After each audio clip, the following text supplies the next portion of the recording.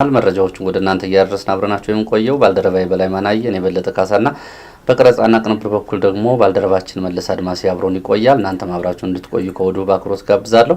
ሰሞኑን በተደጋጋሚ እንግዲህ ስለ ቻናላችን ማስተዋወቅ ብዙ ጥያቄዎችን እኛም ለእናንተ እያቀረብን እናንተ በሚያበረታታ መልኩ ነው እንግዲህ እያደረጋችሁ ያላችሁት።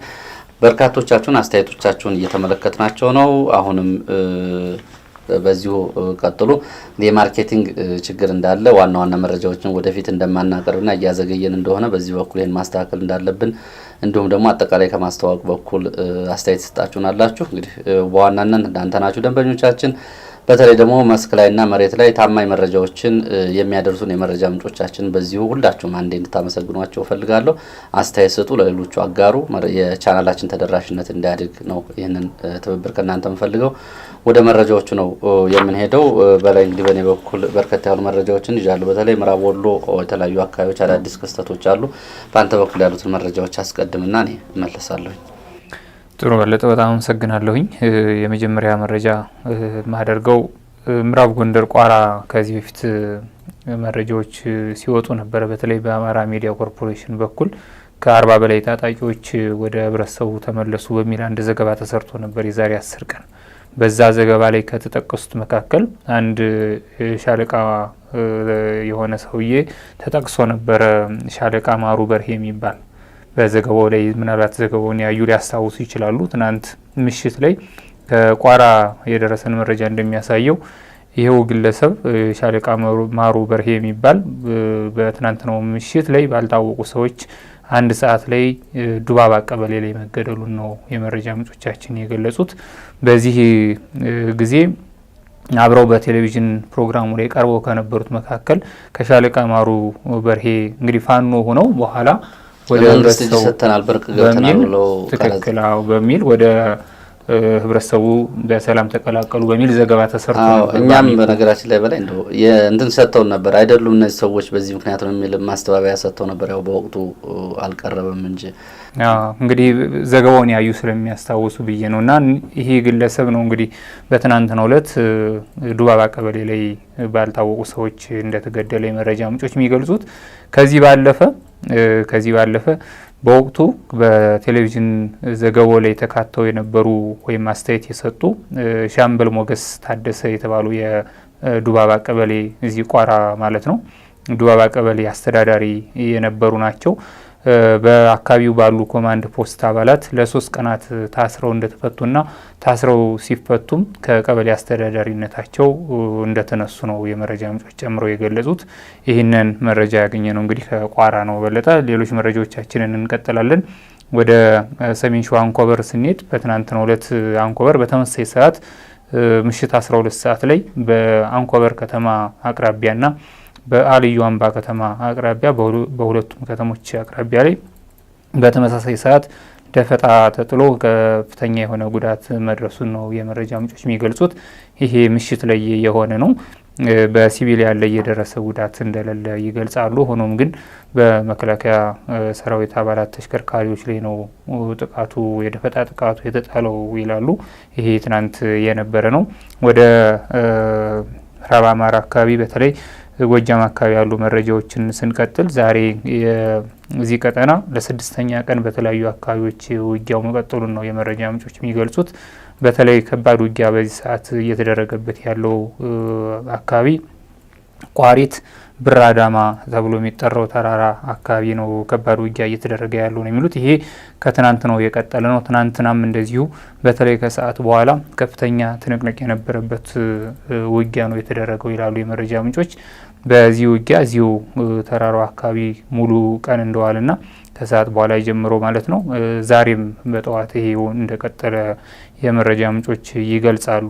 በዚህ ውጊያ ላይ ከፍተኛ ጉዳት ከመድረሱ ባሻገር የጉዳቱን ዝርዝር በውል አጣርቶ ለመግለጽ አሁን ላይ ውጊያ እየተደረገ ስለሆነ የማይቻል እንደሆነ ነው የመረጃ ምንጮች ጨምረው የሚገልጹት። ሌላኛው ነገር ምንድነው በዚህ በኩል ያለው በለጠ ይሄ ከአዴት ይልማና ዲንሳ ከአዴት የሚነሳ መንገድ አለ በጎሽዬ በኩል አይባር ብራዳማ ማለት ነው እና በዚህ መንገድ ላይ በትናንትናው ዕለት ማታ በተለያዩ ርቀት ላይ መንገዱ ተቆፍሮ ልክ ጠዋት ነው ተቆፍሮ አድሯል ነው የሚሉት።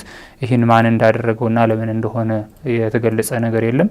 ከአዴት ወደ ጎሽዬ ብር አዳማ የሚወስደው መንገድ በማታ ተቆፍሮ ጠዋት ላይ ሲነሱ ይህንን መመልከታቸውን ነው የመረጃ ምንጮች የገለጹት። እንግዲህ በዚህ ቦታ ላይ የሚደረገው ውጊያ ምናልባት በሚቀጥለው የመረጃ ክፍለ ጊዜ ያደረሰውን ጉዳት ለማየት እንሞክራለን። እስካሁን ግን የጉዳት መጠኑን ለማየት እንደ አስቸጋሪ እንደሆነ ነው። በዚሁ አካባቢ መንገዱ ከመቆፈሩ ባለፈ ከባህር ዳር አቅጣጫ ወደ ሞጣ የሚወስደው መንገድ ላይ በርካታ የጭነት መኪኖች ከባህር ዳር ተነስተው አዴት ላይ ቆመው ይገኛሉ። የመረጃ ምንጮች የሚገልጹት እንግዲህ የህዝብ ትራንስፖርት ከተቋረጠ በዚህ ቀጠና ማለት ነው ከተቋረጠ ያው ውጊያው ከተቀሰቀሰ ጊዜ ጀምሮ እንደ አዲስ ማለት ነው 6ኛ ቀኑ ነው። የህዝብ ትራንስፖርት የለም። ሆኖም ግን አልፎ አልፎ የጭነት መኪኖች ከከተማ ከተማ ይንቀሳቀሳሉ። የባህር ዳር የጭነት መኪኖች ከባህር ዳር የተነሱት ግን ወደ ሞጣ ምን እንደተፈጠረ አላወቅንም ይላሉ የመረጃ ምንጮች። በርካታ ተሽከርካሪዎች ግን ከነጭነታቸው አዴት ከተማ ላይ ቆመው እንደሚገኙ ነው የሚገልጹት። እንግዲህ ወደ ቋሪት ለመሄድም መንገዱ ቀደም ብዬ እንደገለጹት መቆፋፈሩን ነው አብረው የገለጹልን። ሌላኛው መረጃ ወደ ቢቡኝ የሚወስደን ነው። ቢቡኝ ድጎ ጽዮን ከተማ መከላከያ በትናንትናው ዕለት ምሽት 11 ሰዓት ገደማ መግባቱን የመረጃ ምንጮች ይገልጻሉ። በከተማዋ ሲገባ የተኩስ ልውውጥ እንዳልነበረ፣ ነገር ግን መከላከያ ከባድ መሳሪያዎችን ወደ ከተማዋ አቅጣጫ እየተኮሰ እንደገባ ይገልጹና በከተማዋ ላይ ከፍተኛ ጉዳት እንደደረሰ ይገልጻሉ። በእርግጥ ይህንን ቀደም ሲል በትናንትናውና ከትናንት በስቲያ በነበረው መረጃም እንዳነሳ ነው መከላከያም ወደ ከተማዋ ሳይገባ ከባድ መሳሪያ ድብደባ ይደረግ ነበርና በዚህ ጊዜ ጀምሮ እስከ ትናንት ድረስ የከተማዋ ነዋሪዎች አብዛኞቹ እንግዲህ አንዳንዶቹ በጣም ከፍተኛ ቁጥር ስለሚገልጹ በከተማው የቀሩት አቅመ ደካሞችና ጥቂት ሰዎች ናቸው ይላሉ። አብዛኞቹ ሰዎች ከከተማዋ ወጥተዋል ይላሉ። መከላከያ ወደ ከተማዋ ገብቶም ሊዮ አስረስ ዘውዴ ሀይ ስኩል ላይ ወይም ትምህርት ቤት ላይ ካምፕ አድርጎ እንደሚገኝና በተለያዩ የከተማዋ መግቢያና መውጫ አካባቢዎች ምሽግ እየተቆፈረ እንደሆነ ይገልጻሉ። የከተማ ነዋሪዎች ከድጎ ጽዮን ከተማ መውጣት ባሻገር አሳሳቢ የሆነው ነገር የጤና ባለሙያዎች እዚህ ያለው የጤና ጣቢያ ባለሙያዎች እንደዚሁ አብረው በስጋት ከከተማ ወጥተዋል ነው የሚሉትና ጤና ጣቢያው አሁን ላይ ስራ አቁሞ እንደሚገኝ ነው የመረጃ ምንጮች ጨምረው የገለጹት። ይህ እንግዲህ በጣም አሳሳቢ ከሆኑት መካከል ነው። ሕክምና የሚፈልጉ ሰዎች ቢኖሩ እንግዲህ አገልግሎቱ የሚሰጥ አለመኖሩን ነው እያነሱ ያሉት። በዚህ ጊዜ እንግዲህ ከባድ መሳሪያ ተኩሱን በተመለከተ እኛም ከትናንት በስቲያ በነበረው ለቅሶ ላይ በነበሩ ሰዎች ሳይቀር የተተኮሰ ከባድ መሳሪያ 5 ሰዎችን እንዳቆሰለ መግለጻችን የሚታወስ ነው። ከድጎ ጽዮን ወደ ደብረ ማርቆስ ስንሄድ በዚህ ከድጎ ጽዮን ወደ ደብረ ማርቆስ መንገድ ላይ ማለት ነው ዋበር የምትባል ከተማ አለች። ዋበር ላይ በጠዋቱ የድሮን ጥቃት መፈጸሙን ነው የመረጃ ምንጮች የሚገልጹት። በዚህም በጣም በርካታ ሰዎች እንደተጎዱና ይህን መረጃ ሲያደርሱን የተጎዱ ሰዎችንና ስክሪን እያነሱ እንደነበረ ነው የሚገልጹት። በሚያሳዝን ሁኔታ ይሄ ጥቃት የተፈጸመው መናኸሪያ ላይ ነው እና በርካታ ሰዎች በተሰበሰቡበት ቦታ ስለነበረ ጉዳቱ ከፍተኛ ነው ይላሉ። እንግዲህ የድሮን ጥቃት ብሎ የሚገልጹት የመረጃ ምንጮች፣ ሌላ የመረጃ ምንጭ ደግሞ የድሮን ጥቃት ሳይሆን የሄሊኮፕተር ነው ይላሉ። በቦታው ላይ ጥቃቱ ከመፈጸሙ በፊት ድምጽ ይሰሙ ነበር። እንዲሁም ደግሞ እየተሽከረከረ ተሽከርካሪ ባየር ላይ የሚበር እንትን እናይ ነበር ይላሉ። እንግዲህ ድሮን ነው ሄሊኮፕተር ነው የሚለው ራሱ መጣራት ያለበት ቢሆንም በጥቃቱ ግን በአየር ጥቃት ግን ከፍተኛ ጉዳት ያደረሰ በዛሬው ጠዋት ላይ የተፈጸመ ጥቃት ሆኗል። በሌላ በኩል እዚሁ አካባቢ እዚሁ በቅርብ ርቀት የሚገኘው ፈረስ ቤት ከተማ አቅራቢያም በተለይ ደግሞ ድኩልቃናና በረቅ አካባቢው እንደዚሁ የሄሊኮፕተርና የድሮን ድምጽ እንሰማለን። የአየር በረራዎችንም እንዲሁ በአይናችን ተመልክተናል ያሉ የመረጃ ምንጮችም እንደዚሁ ገልጸዋል። ሆኖም ግን እዚሁ አካባቢ ላይ አልፎ አልፎ ከሚሰማ ተኩስ ውጭ እየተሰማ ያለ ውጊያ የለም። በአካባቢውም ምናልባት የፋኖ ኃይሎች ከከተማዋ መውጣታቸውን ይገልጹና መከላከያ በቅርብ ወደ ፈረስ ቤት ሊገባ እንደሚችል ይገልጻሉ። አሁን ላይ መከላከያም ፋኖም በፈረስ ቤት ከተማ እንደሌለ ነው የሚገልጹት። ይህንን መረጃ እስከምንሰጥበት ጊዜ ድረስ ማለት ነው። በዚህ አካባቢ ያለውን የድሮን ቅኝት በተመለከተ ነዋሪዎች ከፍተኛ ስጋት ውስጥ እንደወደቁ ነው የሚገልጹት። ፈረስ ቤት የፋኖ ኃይሎች መውጣታቸውን ተከትሎ እንደዚሁ በርካታ ነዋሪዎች ከከተማ መውጣታቸውን ነው የሚገልጹት። ከዚህ ቀደም በተመሳሳይ እንግዲህ ከተማ ነዋሪዎቹ ቀያቸውን ለቀው ወጥተው እንደነበረ የምናስታውሰው ነው። ከዚህ ቀደም በነበረው ሌላኛው የጦርነት ጊዜ ማለት ነው፣ ወደ ክረምት አካባቢ። ሌላኛው መረጃችን ቋሪት በብራዳማ በኩል ያለውን አንስተናል። ቋሪት በፍኖተ ሰላም ጅጋ ወደ አጤ ውሃ በኩል ያለውንም እንደዚሁ እናነሳለን። በዚሁም አካባቢ ከፍተኛ ውጊያ እየተደረገበት ያለው ሌላኛው ግንባር ነው። በትናንትናው ዕለት ምሽት 11 ሰዓት ጀምሮ እስከ 1 ሰዓት ድረስ ከፍተኛ የሆነ ውጊያ እንደተደረገ ይገልጻሉ። በዚህኛው ቀጠና ከዝንድብ ወደ ገነት አቦ በሚወስደው መንገድ መካከል ላይ ምርጫ ቀበሌ አለች። ምርጫ ቀበሌ ላይ ነው ውጊያ ሲደረግ እንዳመሸው የመረጃ ምንጮች የሚገልጹት። በዚሁ አካባቢ የነበረው ውጊያ ከገነት አቦ አካባቢ ያለው ወደ ፍኖተ ሰላም እየተመለሰ ይሁን እንደገና አዲስ ኃይል ከፍኖተ ሰላም ተነስቶ ወደ አጤ ውሃ ሲንቀሳቀስ የነበረው እየተመለሰ ይሁን አላወቅንም። ሆኖም ግን ምሽቱን ከዚህ ውጊያ በኋላ በርካታ የመከላከያ ሰራዊት አባላት ወደ ፍኖተ ሰላም ከተማ መመለሳቸውን ተመልክተናል ሲሉ ነው የገለጹት። በለጠ እንግዲህ ይሄ እንደምን ያለ ነው መረጃው የሚለው አሁን ቀደም ሲል የገለጽኩት የተጣራ አይደለም። የመረጃ ምንጮች ሲመለስ አየን እንጂ የትኛው ኃይል ነው የተመለሰው የሚለውን የሚያሳይ አይደለም። መረጃዎች እነዚህ ናቸው። እስካሁን ድረስ ባለው ጠቅላላ ምስል ግን በጎጃም ቀጠና የትራንስፖርት እንቅስቃሴ አሁንም ተገድቦ እንደሚገኝ እና የተለያዩ አካባቢዎች ላይ ውጊያው በዚህ መልኩ እየቀጠለ ስለመሆኑ መግለጽ ፈልጋለሁኝ። በአዊ ዞንም እንደዚሁ በትናንትናው ዕለት የነበረውን ግምጃ ቤት አካባቢ የነበረውን መጥቀሳችን የሚታወስ ነው። ምሽት አካባቢ ደግሞ እንደዚሁ ጃዊ ፈንድቃ ከተማ ላይ እንደዚሁ የተኩስ ልውውጥ እንደነበረ ነው የመረጃ ምንጮች ጨምረው የገለጹት። በሌላ ክፍለ ጊዜ አጣርተን እንመጣለን። ምናልባት በለጠ ከአንተ መረጃዎች በኋላ በአባሪነት የሚነሱ ካሉ መለሳለሁ። መልካም፣ በጣም አመሰግናለሁ። እንግዲህ ያንተ ነግረህልናል። በእኔ በኩል ያሉ መረጃዎችን ላስከትል። መጀመሪያ ወደ ጎንደር ነው የምንሄደው። የጎንደር ከተማ አዘዞ ክፍለ ከተማ የአንድ ቀበሌ ሊቀመንበር፣ የክፍለ ከተማ አመራሮችና 2 የፖሊስ አባላት ምሽቱን ስለመገደላቸው ነው እየሰማ ነው። ይሄ አዘዞ ነው። በዚህ ምክንያት እንግዲህ በአካባቢው ውጥረት እንደነበርና የተኩስ ድምጽም ሌሊቱን ይሰማ እንደነበር ነው እየሰማ ነው። ያው ትላንትና በመረጃ ጊዜያችን ጎንደር አካባቢ ውጥረቶች አሉ የሚል ገለጻ ስንገልጽ ነበር። ዛሬ እንግዲህ እነዚህ የአካባቢ ጸጥታ ኃላፊ የቀበሌ ሊቀመንበርና የክፍለ ከተማ አመራሮች እንዲሁም የፖሊስ አመራሮች ስለመገደላቸው ያገኘነውን መረጃ ነው የምናቀርበው። እንደዚህ እዚሁ ወደ ጎንደር የደቡብ ጎንደር በተለይ ወደ ክምር ድንጋይና አካባቢው ስንመጣ የተለያዩ መረጃዎችን ነው የምናገኘው። የመጀመሪያ የምናገኘው መረጃ ወደ ስማዳና እስቴ አካባቢዎች ያሉትን ነው። ትላንትና የምክሬ አካባቢ ምሽቱን ከሰዓት በኋላ ውጊያ ስለመኖሩ ስንገልጽ ነበረ። እሱ ውጊያ መቆሙን ሰምተናል። ከዚህ ወደ ጠዶይ ተብሎ ወደሚጠራ አካባቢ መከላከያ መንቀሳቀሱና ይሄ ቻይና ካምፕ እየተባለ የሚጠራው አካባቢ አሁን እዚህ አካባቢ ከፍተኛ ውጥረት ስለመኖሩና መከላከያ በጊዜያዊነት ይህንን ካምፕ የቻይና ካምፕ እየተጠቀመ መሆኑና በአካባቢው አሁን አልፎ አልፎ የተኩስ ድምጽ እንደሚሰማ ሆኖም ግን ከባድ ውጊያ ሊቀሰቀስ እንደሚችል ፍጥጫውንና የተፋላሚ ኃይሎች በአካባቢው ላይ በብዛት መገኘትን ተመልክተናል ሲሉ የመረጃ ምንጮች አድርሰውናል። ይሄ ቦታ ከስማዳ ወይም ከወገዳ ከተማ 23 ኪሎ ሜትር ርቀት ላይ የሚገኝ ነው። ጠዶይ ተብሎ የሚጠራው ቦታ ከስቴም እንደዚሁ ወደ 25 ኪሎ ሜትር ገደማ የሚርቅ ቦታ እንደሆነ ነው የገለጹት። እዚህ ምክሬ ደንጎለት ተብሎ የሚጠራውና መካነ ኢየሱስ ከተማ ቀበሌ 03 አካባቢ መከላከያ ከአካባቢው ካለፈ በኋላ ወደ እነዚህ አካባቢዎች ተመልሰው ከኋላ የፋኖ ኃይሎች እነዚህን አካባቢዎች እንደገና ስለመያዛቸው ነው እየሰማ ነው።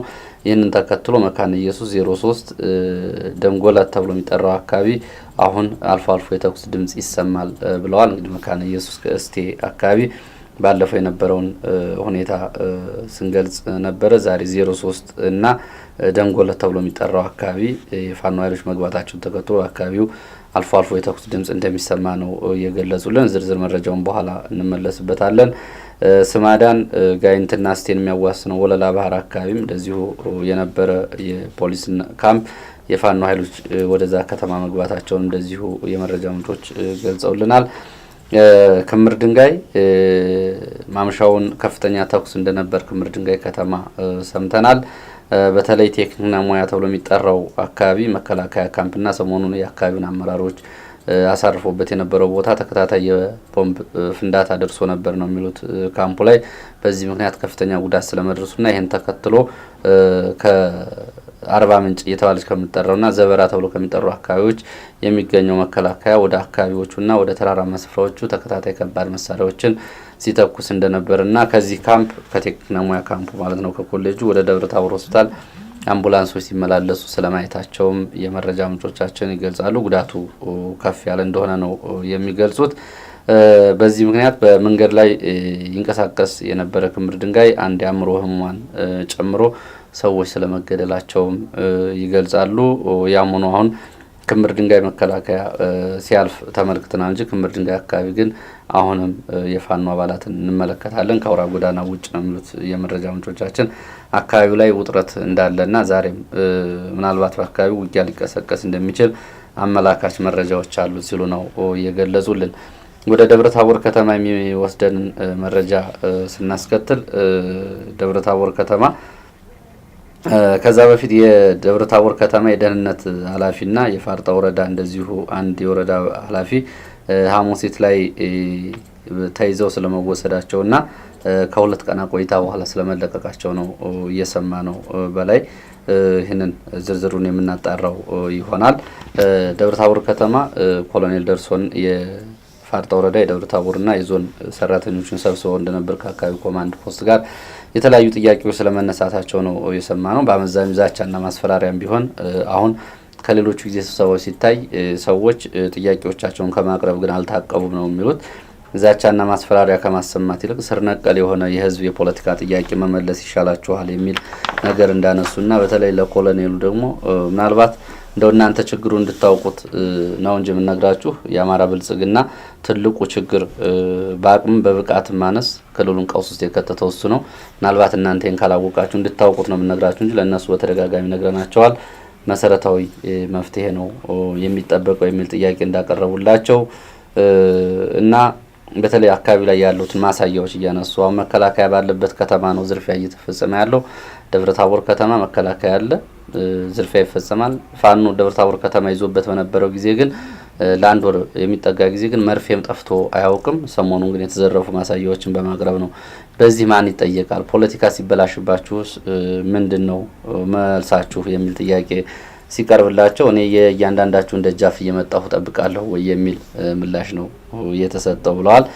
እንግዲህ ይህንን በተመለከተ በርካታ ጥያቄዎች ናቸው እየተነሱት። በመሰረታዊነት የፖለቲካ ጥያቄውን መልሱ፣ ካልሆነ ግን በዚህ ሁኔታ አሁን ሰው ፍርሃት አቁሟል። እንግዲህ 13 የሚደርሱ ወረዳዎችን ደሞዝ አንከፍልም የሚል ዛቻ ለመንግስት ሰራተኞች አንከፍልም የሚል ነው። ይሄን እንግዲህ በተደጋጋሚ ትናገራላችሁ፣ ማድረግም መብታችሁ ነው። ግን ይሄ የህዝብ ጥያቄ አይመልስም ነገር ያባብስ እንደሆነ የሚል ጥያቄ እንደተነሳላቸው ነው እየሰማ ነው። ባለፈው እንግዲህ በተገድለው የተጣሉትን ወጣቶችን በተመለከተ በቀጥታ ቀይ ሽብር እየተፈጸመ ነው በወጣቶቹ ላይ፣ ይህን እያደረጋችሁ ያላችሁት እናንተ ናችሁ የሚል ጥያቄ ሁሉ እንደተነሳና ሆኖም ግን መግባባት እንዳልነበረበት ነው እየሰማ ነው። ከነዚህ የስብሰባ መረጃዎቻችን ባሻገር ወደ ምዕራብ ወሎ የሚያመጡን መረጃዎች እናስከተል። በላይ ወደዚህ አካባቢ አዳዲስ ክስተቶች መኖራቸውን በመግቢያም ገልጫለሁ። በተለይ ምዕራብ ወሎ አካባቢ ጃማ ከለላ አካባቢ ነው አዳዲስ ነገሮችን የሰማነው። ከሰሜን ሸዋ ሚዳ መራኛ ጀምሮ ከለላ ለኮወንዝ ቴርቴራ አካባቢ ምሽት 12 ሰዓት ድረስ ከባድ ውጊያ ሲደረግ ማምሸቱን ነው እዛው የደረሱን የመረጃ ምንጮች የጠቆሙት። በተለይ ለኩና ቴርቴራ አካባቢዎች የጨበጣ ውጊያም ጭምር ነው የተደረገው። በዚህ ምክንያት በተፋላሚ ኃይሎች በፋኖና በመከላከያ ላይ እርስ በርስ ማለት ነው ከፍተኛ ጉዳት ስለመድረሱ ነው የመረጃ ምንጮች የገለጹት። ይህንን በአሃዝም አስደግፈው ለኢትዮ ኒውስ አድርሰዋል። ምሽቱን ይሄ ውጊያ የቆመው ከለኩ ወንዝ አካባቢ መከላከያ ወደ ኋላ መመለሱን ተከትሎ ቢሆንም አሁን ከሁለት አቅጣጫዎች በተለይ ከለኩ ቴርቴራና እንደዚሁም ደግሞ ከታች ከልጓማ ከተማ ከገነቴ በዋርጆ በኩል በሁለት አቅጣጫዎች አሁን ወደ ከለላ ከተማ ውጊያ መከፈቱን ነው እየሰማ ነው። ይሄ የውጊያው ዓላማ ደግሞ ከለላ ከተማ እንግዲህ ካለፈው 48 ሰዓት በፊት ጀምሮ ከሁለት ቀናት በፊት ጀምሮ ማለት ነው በፋኖ ኃይሎች መግባቱ ተከትሎ ይህችን ከተማ መልሶ መከላከያ ለመቆጣጠር የተከፈተ ውጊያ እንደሆነ ይገልጹና አሁን በዚህ ሰዓት በእነዚህ በሁለቱ አቅጣጫዎች ውጊያ እየተደረገ ስለመሆኑ ነው። ከልጓማ ወደ ገነቴ ዋርጆ መስመር ውጊያ እየተደረገ መሆኑን ነው እየሰማ ነው። ከለኩ ወንዝ በቴርቴራ በኩል በሁለት አቅጣጫዎች ማለት ነውና ይህንን በተመለከተ ወደ ከተማ የፋኖ ኃይሎች ሲገቡ ከትላንት ወዲያ ማለት ነው በሚሊሻና በፖሊስ አባላት መካከል ጋር ውጊያ ነበረ። በሱ የደረሰውም ከፍተኛ ጉዳት ያው በትላንትናው ማቅርበናል። አሁን እሱን በተመለከተ ትላንትና ወደ 21 የሚደርሱ የፖሊስና የሚሊሻ አባላት ስለመሞታቸው የሚገልጹ መረጃዎች ነበር። ዛሬ ደግሞ የመረጃ ምንጮቹ ይህንን ቁጥር ወደ 43 አድርሰውታል። የቁስለኞችን ቁጥርም እንደዚሁ ወደ 67 ነው ያደረሱት።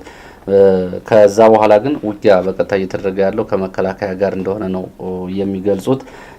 በዚህ በትላንት ነው በተለይ ለኮንዝ አካባቢ ግን ከፍተኛ ጉዳት ስለመድረሱ ነው እየገለጹልን። ይህንን እንግዲህ በሁለት አቅጣጫዎች ወደ ከለላ ከተማ እየተደረገ ያለው ውጊያ በሚኖሩን የመረጃ ጊዜዎች እየተከታተልን በዝርዝር መረጃዎችና በውጤት የምናቀርብ ነው የሚሆነው። በላይ ወደ እዚሁ ምዕራብ ወሎ ወደ ጃማ ደጎሎ አካባቢ ስንመጣ በሁለት ቦታዎች ላይ በተፈጸመ ጥቃትና በተደረገ ውጊያ ከፍተኛ ጉዳት ስለመድረሱ ነው የሰማ ነው። የመጀመሪያው ትላንት ቀን 7 ሰዓት ገደማ ጃማ ወረዳ ቆላማው አካባቢ ሸበል በርቃሚ ቆላ ተብሎ ከሚጠራው አካባቢ የደፈጣ ጥቃት መድረሱንና በዚህም ከፍተኛ ጉዳት መድረሱን ምሽቱን በተለይ ወደ ሌሊቱ 5 ሰዓት ገደማ ደግሞ ጅባት ተብሎ የሚጠራው ጅባት እያሉ ነው እንግዲህ ባና ጥቃችሁ ጥሩ ብለውናል።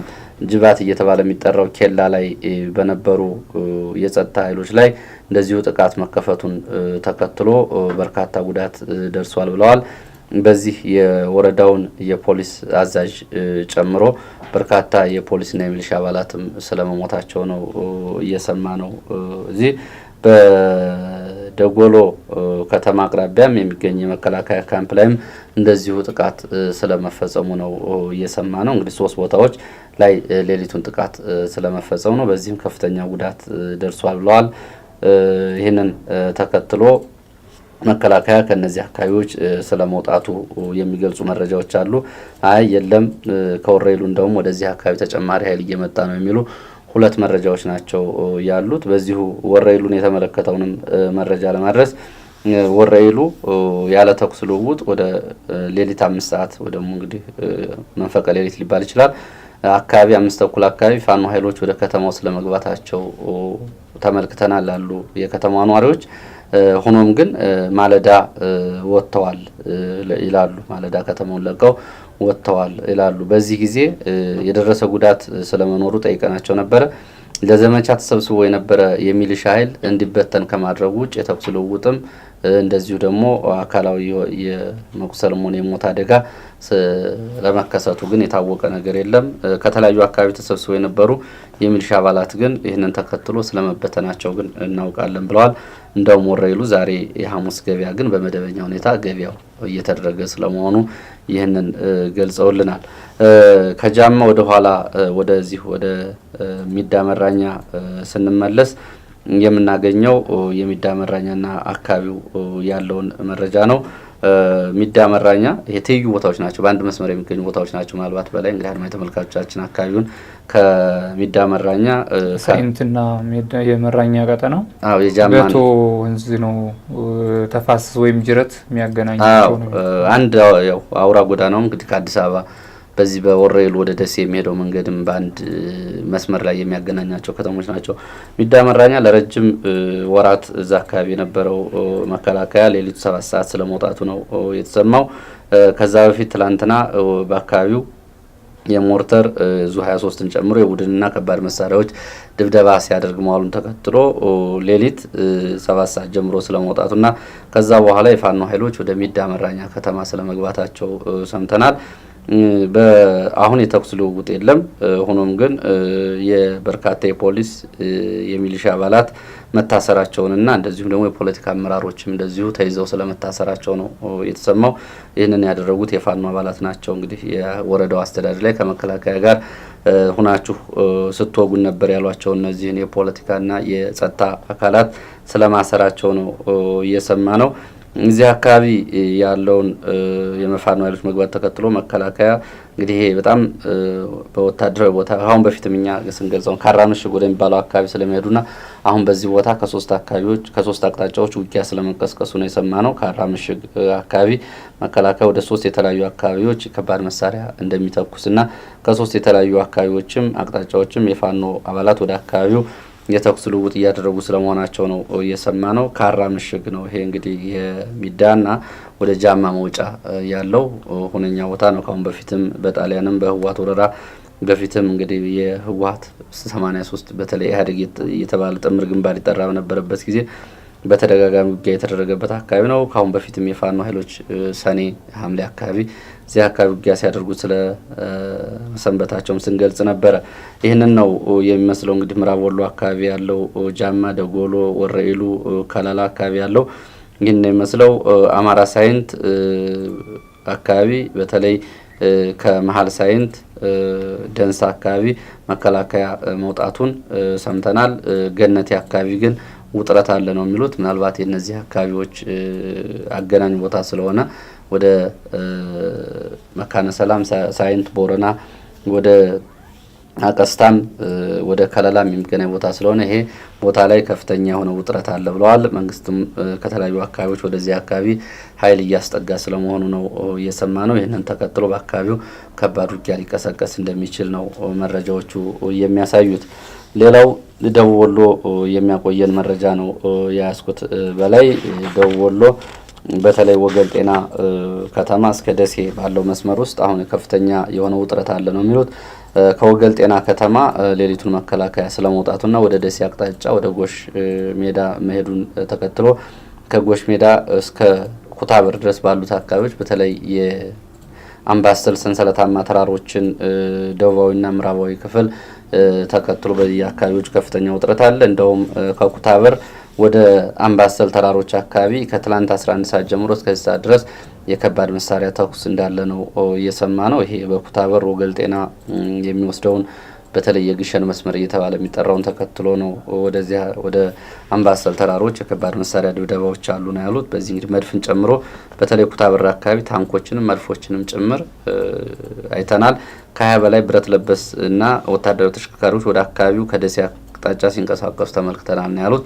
ወደ እነዚህ አካባቢዎች እንግዲህ በርካታ ታንክ ብረት ለበሶች ቢንቀሳቀሱም በአካባቢው ላይ ይህንን አጸፋ የሚሰጠው ውጊያ ስለመኖሩ ግን አልሰማንም ነው ያሉት የመረጃ ምንጮቻችን። የከቦሩ ስላሴ፣ ኩታበር እስከ ግሸን፣ ጎሽ ሜዳ፣ ወገል ጤና ድረስ ያለውን ይህን እንከታተል ነው። አሁን ወገል ጤና መከላከያ መውጣቱን ተከትሎ በአካባቢ የፋኖ አባላት ስለመጠጋታቸውም የመረጃ ምንጮች ይህንን ገልጸዋል።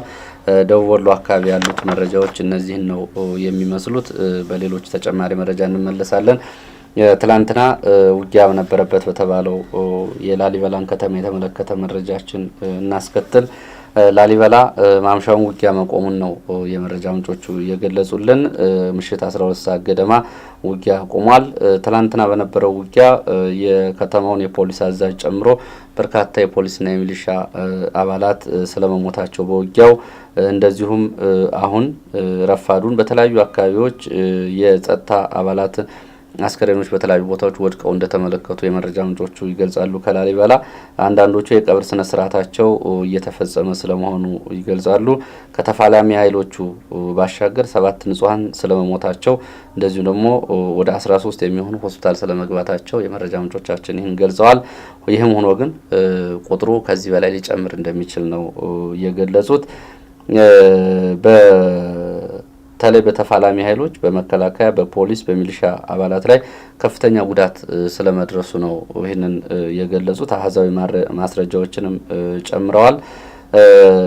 ከዚህ በኋላ ዛሬ ከማለዳው 2 ሰዓት ጀምሮ እና ከዛ ቀደም ብሎ መከላከያ ወደ ከተማዋ ስለመግባቱ የመረጃ ምንጮቻችን ገልጸዋል። በተለይ ከጋሸናና ከአካባቢው የተንቀሳቀሰ መከላከያ ረፋዱን ወደ ላሊበላ ከተማ ስለመግባቱና መከላከያ ላሊበላ መግባቱን ተከትሎ በተለይ ሽምብርማ አካባቢ በርካታ ወጣቶች ተይዘው ወዳልታወቁ ስፍራዎች ስለመወሰዳቸውና ድብደባም እየተፈጸመባቸው እንደነበር ተመልክተናል ሲሉ ነው የሚገልጹት የመረጃ ምንጮቻችን።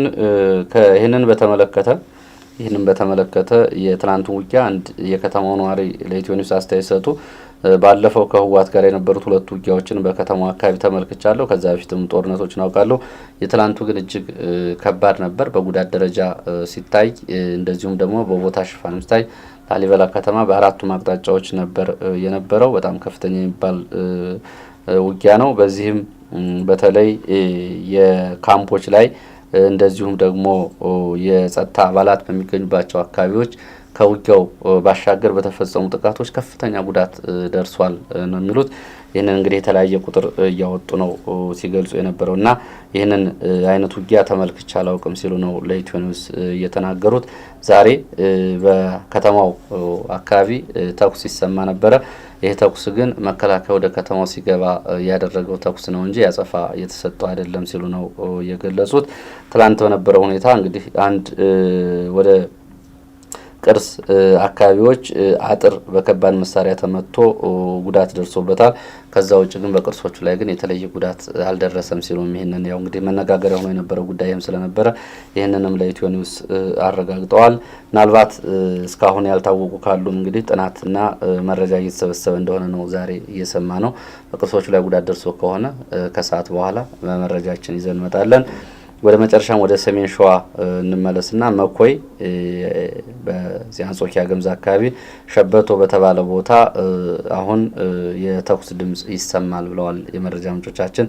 ይህንንም በዝርዝር የምንመለስበት ነው የሚሆነው። በላይ እንግዲህ ምናልባት የምትጨምረው ካለ ከላሊበላ አንጻር። የላሊበላው 2 ነገር፣ አንደኛ በረራ መቋረጡን በውጊያው ምክንያት መግለጽ ያስፈልጋል። ያው ለመረጃው ለብዙዎቹም ጠቃሚ ሊሆን ስለሚችል። ሌላኛው ግን ዓለም አቀፍ መገናኛ ብዙኃን የላሊበላውን ውጊያ በስፋት ነው እየዘገቡት እና በዘገባው ላይ የመንግስት ኮሚኒኬሽን አገልግሎት ሚኒስትር ዶክተር ለገሰ ቱሉ ሲጠየቁ ላሊበላ ከተማ ሰላም ነች፣ ምንም የተፈጠረ ነገር የለም የሚል መልስ ሰጠው ተመልክቻለሁ። እና ይሄ በጣም የሚያስገርም ነው። እንግዲህ ትናንት ላሊበላ የነበረችበትን ሁኔታ መግለጽ ከሚቻለው በላይ በጣም አስፈሪ እንደነበር ነዋሪዎቹ ሲገልጹ ነው የቆዩት።